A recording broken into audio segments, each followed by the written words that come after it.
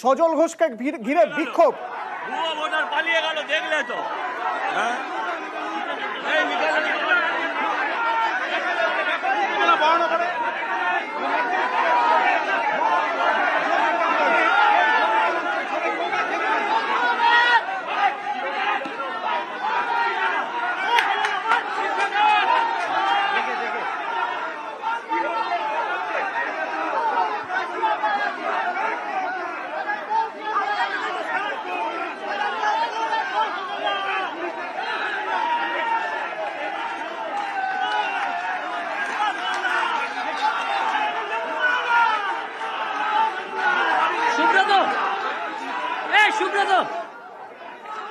বরানগর বিধানসভা উপনির্বাচনে প্রার্থী সজল ঘোষ, তাকে ঘিরে ফের বিক্ষোভ।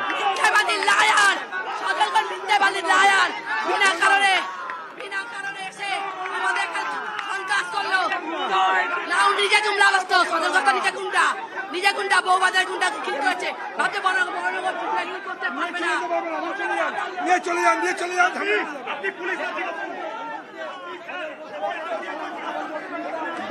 বিশ্বজিতের সঙ্গে কি যোগাযোগ করা সম্ভব হচ্ছে? বিশ্বজিৎ, আমার কথা শোনা যাচ্ছে? পালিয়ে গেল কেন? যদি হ্যাঁ যারা ভুয়ো ভোটার তারা, হ্যাঁ বলুন না, এইভাবে ভোট হচ্ছে। ওইসব লোকজন দেখি আমায় কোনো কাজ হবে না, রক্ত দিয়ে দেবো, কিন্তু ভোট বুথ ছাড়বো না। ও যা পারে করে নিক ওরা। জানিয়েছি আসবে এক্ষুনি, দাঁড়ান না।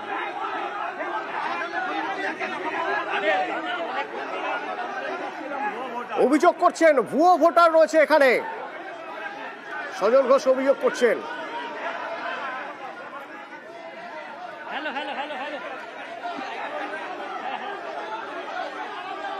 বিশ্বজিৎ, কোথায় এটা কোথায় হচ্ছে? এই ঘটনা কোথায় হচ্ছে? সজল ঘোষ অভিযোগ করছেন ভুয়ো ভোটার এখানে।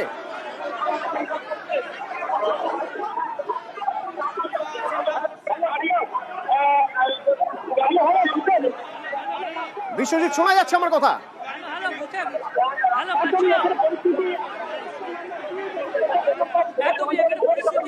75 নম্বর বুথ এবং 75 নম্বর বুথে সজল ঘোষ যখন বিজেপি প্রার্থী আছেন, তিনি ভুয়ো ভোটের অভিযোগ পাচ্ছিলেন এবং সেই অভিযোগ পেয়ে তিনি যখন বুথের মধ্যে আসেন তখনই বিশৃঙ্খলার সৃষ্টি হয় এবং এখানে তৃণমূল কংগ্রেসের পাল্টা অভিযোগ যে এখানে শান্তভাবে ভোট হচ্ছে, তিনি এখানে অশান্তি করছেন।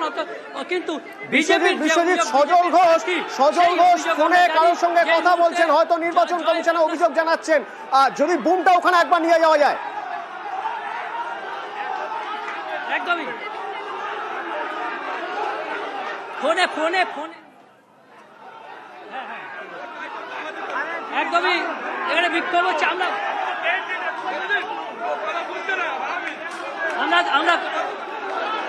আমরা কথা বলে নেবো। আপনি নির্বাচন কমিশনে জানিয়েছেন? হ্যাঁ, জানিয়েছি। এই মুহূর্তে সজল ঘোষ রয়েছে 75 নম্বর বুথে। আমরা দেখছি যে গোটা এলাকায় আপনার হতে দেবো না, আমি এখানেই বসে থাকবো। এতজন মিলে এইভাবে স্লোগান বুথের সামনে দিক না, স্লোগান দিলে কি হবে? আমি ভয় পাবো নাকি? আপনাকে রিকোয়েস্ট করছে কেন চলে যাবো? আমার থাকাটা আমার অধিকার। এরা ভোট লুটবে, আমি চলে যাবো? এরা ভোট লুটবে, আমি চলে যাবো? বুথের বাইরেটা দিলে সেই তো একই অবস্থা প্রতিটা নির্বাচনের মতো। রাজ্য পুলিশ সেখানে রয়েছে। আরে বলছি তো, হ্যাঁ দূর হচ্ছে। একদমই আমরা দেখছি যে এই মুহূর্তে সজল ঘোষ তিনি যেমন একদিকে রয়েছেন, অন্যদিকে একেবারে তৃণমূল কংগ্রেস কর্মী সমর্থকরা তারা সকালে কার্যত বুথের সামনে অচল অবস্থা, বুথের সামনে রীতিমতো জটলা এবং যাদেরকে ভুয়ো ভোটার বলে তিনি চিহ্নিত করছিলেন তারাই এবার আরও অনেকে এসে এই যে অভিযোগ তার পাল্টা অভিযোগ এবং তারা বলছেন যে এই ভোট প্রক্রিয়াকে বানচাল করা। বিশ্বজিৎ, একবার ওদের সঙ্গে কথা বলা যাবে? ওরা কি বলছেন? সজল ঘোষ ইলেকশন কমিশনে তিনি অভিযোগ জানিয়েছেন। ওরা কি অভিযোগ করছেন? ওরা কেন গো ব্যাক স্লোগান দিচ্ছেন? যারা বিক্ষোভ দেখাচ্ছেন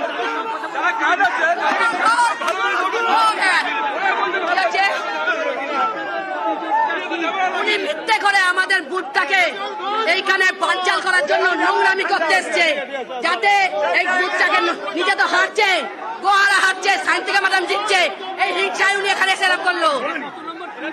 এটা 79 আর 80 পার্ট সবুজ সংঘ 8 নম্বর ওয়ার্ড। উনি অকরণে এসে করলো যে তোর বোনের বর এখানে জামাই বাড়ি, মানে বোনের বিয়ে হয়েছে 8 নম্বর ওয়ার্ডে, তাই উনি ওখানে অধিকার জমাতে এসছে। আমি এজেন্ট স্যার আপনার বিশ্বাস না হলে আপনি চলুন, যারা যারা দাঁড়িয়ে আছে ওদেরকে জিজ্ঞেস করুন কিভাবে শান্তিভাবে ভোট হচ্ছিল, আপনি জিজ্ঞেস করুন।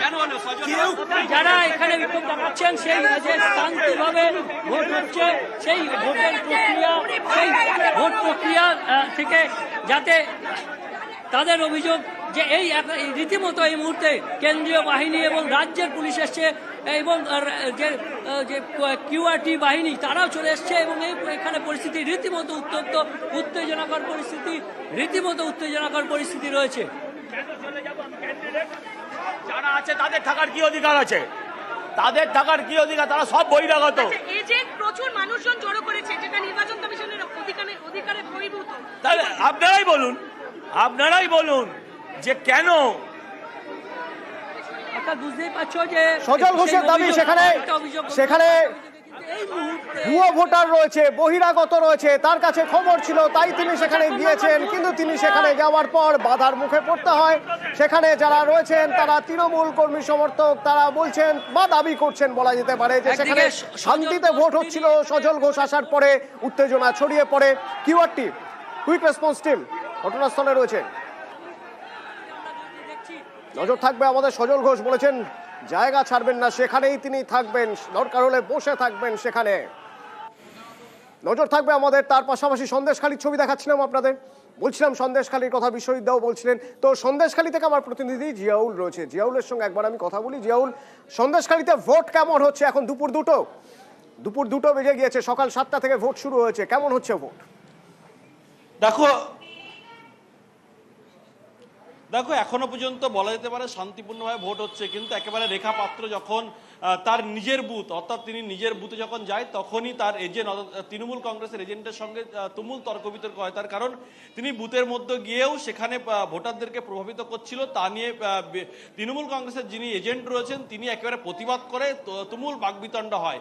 তারপর সেখান থেকে তিনি বেরিয়ে এসে এখন বিভিন্ন এলাকায় তিনি ঘুরছেন। কিন্তু সব থেকে যেটা বড় অভিযোগ, হাসনাবাদ এবং হিঙ্গলগঞ্জ, অন্যদিকে হাড়ুয়া, এই এলাকাগুলোয় কিন্তু দেখা যাচ্ছে যে কেন্দ্রীয় বাহিনীর দ্বারাই মারধরে আক্রান্ত হচ্ছেন শাসক দলের কর্মী সমর্থকরা। তার কারণ যে সমস্ত বুথ এজেন্ট বসেছিল রাস্তার ধারে প্রায় 200 মিটার দূরে, সেখানে গিয়ে হঠাৎই সেখানে কেন্দ্রীয় বাহিনী জওয়ানরা যায়, গিয়ে বেধড়ক মারধর করে। এই ঘটনা এখনো পর্যন্ত হিঙ্গলগঞ্জে যেমন বেশ কিছু চেয়ার ভেঙে দিয়ে জলে ফেলে দেওয়া হয়, সেখানেও বিধায়ক এ নিয়ে সবর হয়েছেন।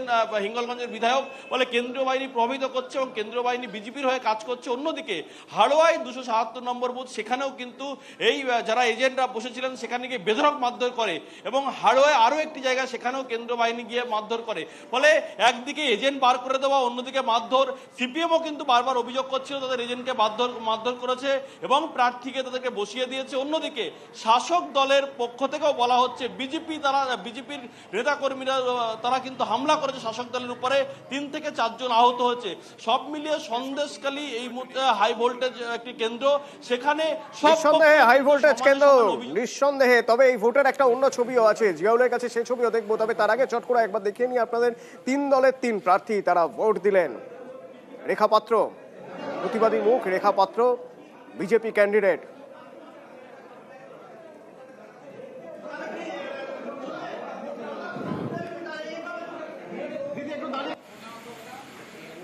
প্রাক্তন সাংসদ হাজী নুরুল, এবারও তার উপরেই ভরসা করেছে দল তৃণমূল, এবারও তার উপরেই ভরসা করেছে।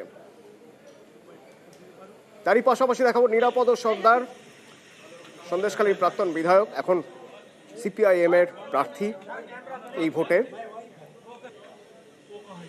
তো প্রার্থীরা ভোট দিলেন, মানুষ ভোট দিচ্ছেন।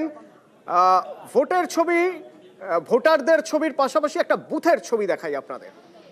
দেখুন, চট করে দেখলে মনে হতে পারে কোনো অনুষ্ঠান হচ্ছে, অনুষ্ঠান তো বলতেই। বিশ্বের সবচেয়ে বড় গণতান্ত্রিক দেশের বৃহত্তম উৎসব ভোট। জিয়াউল, এই যে বুথের ছবি দেখছি, এই বুথ কোথাকার বুথ? বেশ রঙিন বেলুন দিয়ে সাজানো বুথ। একদম, দেখো প্রতি বিধানসভায় প্রতি বিধানসভায় একটি কিন্তু এই সাজানো গোছানো একটি বুথ করা হচ্ছে, যাতে ভোটারদের মনোবল এবং ভোটারদের যে একটা ভয় ভীতি থাকার থেকে দূরে রাখার জন্যই প্রতি বিধানসভায় একটি করে বুথ কিন্তু করা হয়েছে। এবং সেই বুথ দেখলে মনে হবে, এক ঝলক দেখলে মনে হবে যেটি কোনো বিয়ে বাড়ি বা অনুষ্ঠান বাড়ি। তার কারণ সেখানে বাচ্চাদের খেলাধুলা, অর্থাৎ কোনো মায়ের সঙ্গে কোনো বাচ্চা এলো, তাদেরকে বসা, তাদেরকে খেলাধুলার জায়গা করা হচ্ছে। বয়স্ক মানুষ যারা এসছেন তাদেরকে কষ্ট হয়ে গেলে তারা একটু বসে বিশ্রাম করতে পারবেন। এবং সাধারণ মানুষ যারা ভোট দিতে আসবে এবং এই যারা ভোট দিচ্ছেন, যারা ভোটার না, তারাও কিন্তু দল বেঁধে এই বুথ দেখতে আসছেন। তার কারণ এত সুন্দর সাজানো গোছানো বুথ এর আগে কখনো দেখা হয়নি। নির্বাচন কমিশন ভোটারদের মনোবল, ভোটারদের উৎসাহ দেওয়ার জন্য এই ধরনের বুথ প্রতি বিধানসভায় একটি করে করা হয়েছে। এবং এই তার জন্য ভোটাররা যেমন উৎসাহ, অর্থাৎ প্রায়। ধন্যবাদ জিয়াউল, ধন্যবাদ। আমার সঙ্গে বিভিন্ন রাজনৈতিক দলের প্রতিনিধিরা রয়েছেন, একবার কথা বলি। কেয়াদিকে দিয়ে শুরু করবো। কেয়াদি, ভোটের আগে থেকে জানুয়ারি থেকে বারবার আমরা সন্দেশখালির কথা বলেছি। ভোটের সময়, প্রথম দফার ভোটের প্রচারের সময় থেকে প্রচারে সন্দেশখালি ইস্যু এসেছে। আজ সন্দেশখালিতে ভোট দুপুর 2টো পর্যন্ত, এখনো পর্যন্ত কি মনে হচ্ছে, কেমন হচ্ছে ভোট? দুটো কথা বলতে চাই অতনু। প্রথম কথা হচ্ছে, আপনাদের যিনি সাংবাদিক, আমি জানি না উনি সংবাদ মাধ্যম আপনাদের নিউজ 18-এর উনি প্রতিনিধি নাকি তৃণমূল কংগ্রেসের। উনি যে তৃণমূলের যে বক্তব্যগুলো উনি হুবহু তুলে ধরলেন, অভিযোগ কথাটা একবারও বললেন না। উনি বললেন যে রেখা পাত্র নাকি প্রভাবিত করেছে। এটা উনি তৃণমূলের হয়েও কথাটা বললেন আমার মনে হলো। যদি ওনাকে ফোনে ধরা যায়, আমি জিজ্ঞাসা করতে চাই, ভিডিওটা তো আপনারাই আপনাদের চ্যানেলে দেখালেন, রেখা পাত্র ভিডিওটা দেখালেন, তাহলে আমাকে বলুন যে কোথায় তিনি প্রভাবিত করেছেন। তৃণমূল কংগ্রেস ভয় পেয়েছে রেখা পাত্রকে, সেই জন্যে একজন দাঙ্গাবাজ হাজি নুরুলকে আবার মমতা বন্দ্যোপাধ্যায়, যাকে অন্যান্য রাজ্যের কোনো একটা জায়গায় বিধায়ক করে লুকিয়ে রেখে দিয়েছিল, তাকে আবার ফেরত আনতে হয়েছিল, কারণ তারা সাম্প্রদায়িক রাজনীতি করছে এই সন্দেশখালিতে। গতকাল রাত্রে বেরমজুরে আমরা বিভিন্ন সময় ছবি দেখিয়েছি, আমি জানি না নিউজ 18-এ দেখানো হয়েছে কিনা। বেরমজুরে গিয়ে সেখানে তৃণমূলের গুন্ডারা পুলিশকে সঙ্গে নিয়ে, মমতা ব্যানার্জির পুলিশকে সঙ্গে নিয়ে ভোটারদের ভয় দেখাচ্ছে, তাদের মারধর করা হয়েছে। সেই ছবি আমাদের কাছে এসেছে, মহিলাদের মারধর করা হচ্ছে। আর আজকে যে ছবিটা দেখলো, খুব ইন্টারেস্টিং অতনু। মানুষ যে লাইন দিয়ে ভোট দিচ্ছে, এটাই তাদের প্রতিবাদ জানাচ্ছে। এই তৃণমূলের জমি, মহিলা, সবগুলো যে পিঠে বানানোর যে শিল্প তৈরি করেছিল, তার প্রতিবাদে আজকে মানুষ ভোট দিতে বেরিয়েছেন।